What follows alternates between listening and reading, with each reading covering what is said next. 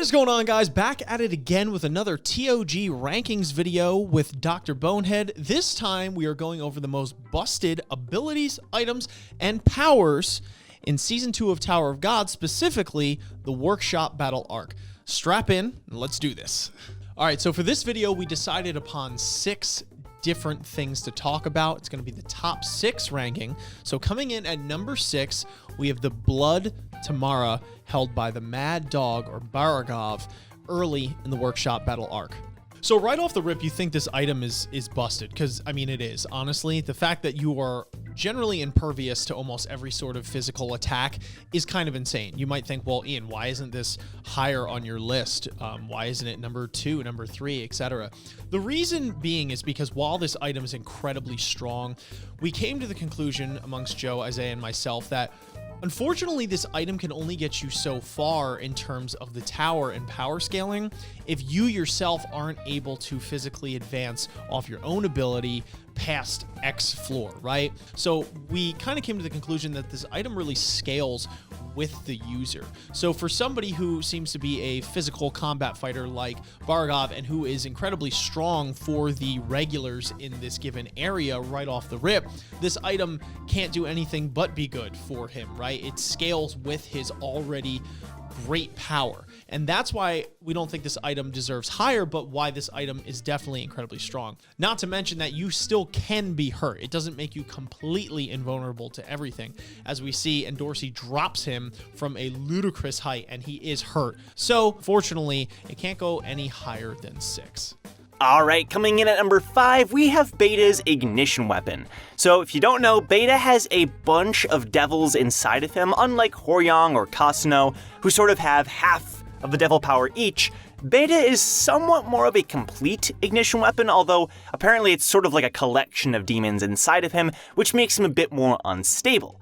So, first of all, Beta is just an incredibly powerful character in general. At this point in the story, during the workshop battle, when we first meet Beta, he's probably one of the strongest quote-unquote regulars that we've met. Of course, Beta not quite being a regular officially.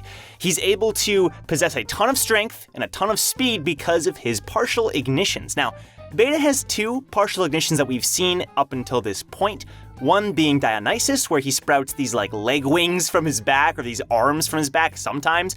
And then Phobos, which is another creature that is able to fire Shinsu. Both of these partial ignitions are extremely powerful. If we had to choose one for the list, although we're sort of counting it just as Beta's power in general, we'd probably choose Dionysus. He uses this a lot more. He's able to fly with it, which is pretty rare at this point in the story. And again, it gives him a ton of strength and a ton of speed. But Phobos is also quite powerful because at this point, regulars aren't really able to fire that many bangs of Shinsu, but he's able to fire 3 to 5, which is very, very impressive for this point. Viola's able to do 6 at this point, but you know, Bomb's kind of a cheater, so we don't really count him. Overall, Beta, definitely his power deserves a spot on this list. He's not quite as overpowered, or the abilities that he portrays are not quite as overpowered as some of the others later on, but still definitely worth pointing out, and still earning number 5. Okay, the 4th ability on our list is the Bong Bong. I love saying it. Bong Bong. Bong Bong. Bong Bong. So the main reason that we have the Bong Bong as number 4 on this list is because this is an ability that gives you a huge advantage in a place like the tower. The Bong Bong allows you to teleport or transport a certain amount of people or a certain weight capacity anywhere you want. And we see this when Dorsey uses the Bong Bong to lift up the Mad Dog and literally drop him from what is thousands and thousands of feet up in the air during the workshop battle. But one of the other nifty abilities it has is transportation. There's not a lot of straight flying around or floating on objects, unless you're a high ranker, that regulars can use in the tower, princess or not. So having the Bong Bong allows Dorsey to teleport people and transport them wherever she needs to go. It's definitely an incredibly nifty ability and definitely deserves number 4 on this list. So coming in at number 3 is one that I would wager some of you thought would come in at number 1, and that is the Thorn, that is wielded by none other than Bomb. Now let me explain the pros and cons of this weapon, item, etc. and why it deserves its spot at number 3, at least we believe. So, number 1, this item is actually insane. It is actually busted, and I do believe personally that it will be the most powerful item once it is completed, I would assume towards the end of the series or close to it. But that's the kicker. It's not completed. When we first encounter the Thorn, or at least in the workshop battle arc, it is only one fragment of the Thorn. And while even just that one fragment is insane, it boosts Bomb's power level like 3-fold, especially in the fight with Reflejo and when he's with Kun and Rack, etc. If it was not for this item, in many given scenarios, Bomb would be kind of SOL. So this item is insane, and it has the potential to bring you to infinite amounts of power.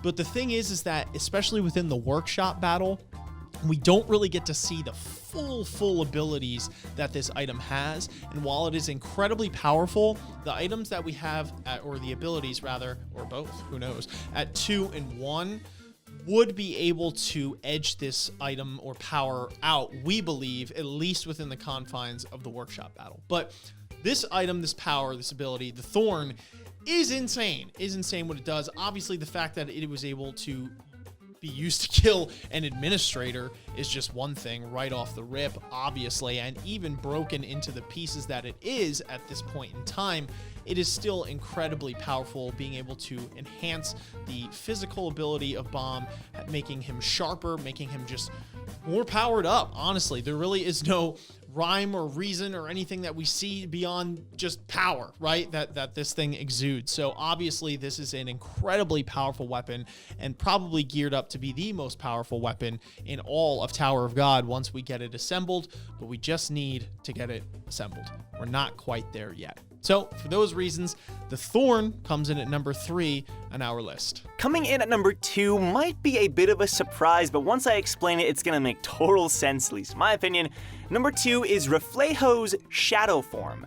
So take a trip back in memory lane. During the workshop battle, if you don't remember, Reflejo is able to borrow Pokin's shadow form, Pokin being Karaka's servant, and this shadow elevates Reflejo to the level of a B rank regular. So at this point, workshop battle characters are E rank regulars. They're about to become D rank for the Hell Train and all that, but they're E rank, right?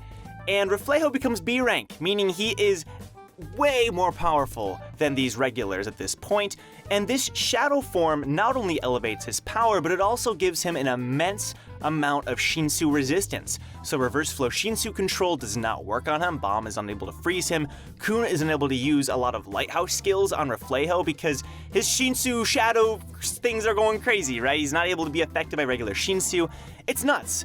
And that also just tells you how powerful a ranker like Pokin must be, because he's giving him just a piece of his shadow and it's making him this powerful. Now, of course, the downside is that Reflejo kind of disappears after using it, but I mean, come on, this thing is nuts. I mean, he's able to do a ton of different forms and attacks just through the shadow form itself. So he has like second shadow, full moon shadow, which is like this shock attack. It's got this great range. He has third shadow, death moon shadow, which can hit multiple opponents. He's got demon moon shadow, which is like a Shinsu blast with his shadow. I mean, come on, he's got fifth shadow, September shadow, a direct attack with his scythe. I'm reading this off the wiki. I'm not gonna lie to you guys.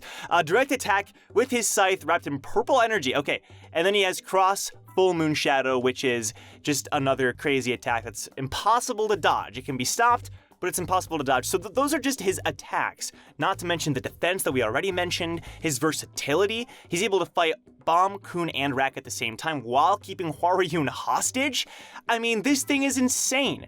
Just considering that it elevates him to the level of a B rank regular, that alone is enough to put it on the list. But because of all the versatility, because of what he's capable of when he does this, that's why this power is at number 2. Okay, and last but certainly not least, number 1 on our abilities of the workshop battle arc is Emily. Now, Emily is number 1 on this list purely out of versatility, right? There's a lot of things that indirectly, if you use Emily in a specific way or formulate a certain plan involving Emily, you can get a lot of different things done with her. But the main thing, her best ability, is how well she perceives and can manipulate communication with anybody amongst the tower. This is one of the only things that we know of to this point that can cripple a guide's vision of the tower. which is absolutely insane. Not to mention the fact that because so many people rely on this and so many people can put in their different inputs for information throughout the tower, Emily can feed people all different kinds of information, and if that kind of tool is bottlenecked or pointed directly at somebody, it's not a physical weapon by any means that causes physical damage, but can most certainly destroy or nearly uproot the very way that this tower operates. And for a fact like that, Emily has to be number one on this list. Hey guys, thank you so much for watching this video. Please remember to like the video if you did enjoy it. Comment down below, what did you think of this list? Would you move anything around? What would your own list look like? And subscribe to catch more of our Tower of God ranking series videos with Dr. Bonehead coming soon. Also, don't forget to check out Dr. Bonehead's channel next week because we'll be continuing this series with the next video starting the next new arc of Tower of God over on his channel. It's going to be fun. Can't wait. Anyway, guys, that's it for us today. Again, hope you enjoyed the video. Leave a like, comment, subscribe, all the good stuff.